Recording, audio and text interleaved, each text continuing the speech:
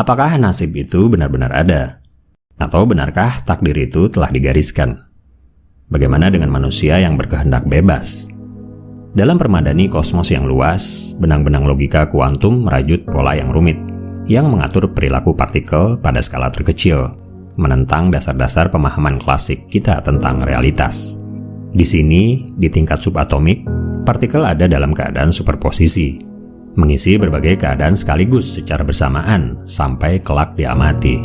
Seolah ia adalah seorang penyair yang belum mengangkat penanya, menciptakan bait tentang posisi dan momentum hanya ketika diamati.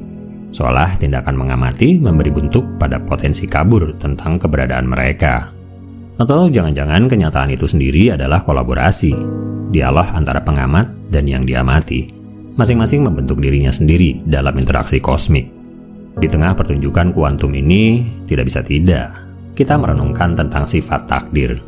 Apakah masa depan adalah konstruksi yang kaku, yang telah ditentukan sebelumnya oleh peristiwa purba sebuah ledakan besar, bahwa setiap momen mengarah pada momen berikutnya dalam rantai yang tak dapat diubah? Jika kita tarik benang ini, kita akan menemukan alam semesta tanpa kehendak bebas. Setiap pilihan adalah ilusi. Setiap tindakan adalah gema kosmik dari sesuatu yang telah dimulai miliaran tahun yang lalu. Ketika logika kuantum tampil ke atas panggung, takdir itu tampak bergetar. Determinisme yang berlaku di dunia makro hancur berkeping-keping seperti argumen yang dibangun dengan buruk. Bagaimana jika ternyata pilihan kita juga ada dalam superposisi hingga saat kita bertindak? Fungsi gelombang dari ketidakpastian kita runtuh ke dalam kenyataan tak terbantahkan hanya jika salah satu jalan telah diambil. Mungkin alam semesta bukanlah rezim diktatorial, tetapi demokrasi partisipatif. Kehendak bebas kita bisa jadi adalah tindakan memilih sebagai cara untuk menentukan masa depan. Masing-masing adalah koeksistensi hingga pilihan benar-benar dibuat. Betapa memberdayakannya adalah pemikiran diri kita sebagai bukan hanya subjek dari takdir, tetapi juga sebagai penulisnya.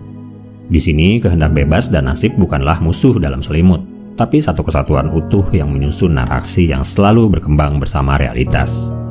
Lalu bagaimana kita menempatkan diri sebagai makhluk sadar yang mampu mencintai, berduka, dan bercita-cita dalam sebuah diagram kosmik yang luas? Apakah kita hanya agregasi dari kuantum, terikat oleh aturan yang sama membingungkannya? Atau apakah kita adalah sesuatu yang lebih dari itu? Apakah pilihan kita benar-benar membentuk takdir? Atau justru takdir kita yang membentuk pilihan-pilihan kita? Teka-teki kesadaran menggantung muram di langit-langit dan langit sekaligus. Tanda tanya yang ditulis dalam debu bintang dan neuron sekalian. Ini adalah perjalanan tanpa akhir melalui labirin kompleksitas, di mana setiap penemuan membuka lebih banyak pertanyaan daripada jawaban. Seolah-olah memahami tempat kita dalam teka-teki kompleks ini memerlukan tidak hanya logika, tapi sintesis antara mekanika kuantum, relativitas umum, dan mungkin sesuatu yang lebih besar dari itu. Sesuatu yang erat kaitannya dengan esensi kehidupan. Dalam pemandangan yang tidak pasti ini, kita bernavigasi dengan kompas kehendak bebas, mengemudi melalui kabut probabilitas. Kita membuat keputusan dengan dampak yang merambat melalui dimensi kuantum, mengubah tidak hanya dunia kita, tapi juga struktur kenyataan itu sendiri yang jauh lebih menggurita. Bahkan ketika kamu merenung, alam semesta merenungimu juga, dalam keadaan menjadi yang abadi. Menunggu langkahmu selanjutnya dalam permainan megah di mana logika kuantum, takdir, dan kehendak bebas berkolaborasi dalam kesatuan yang abadi dan misterius.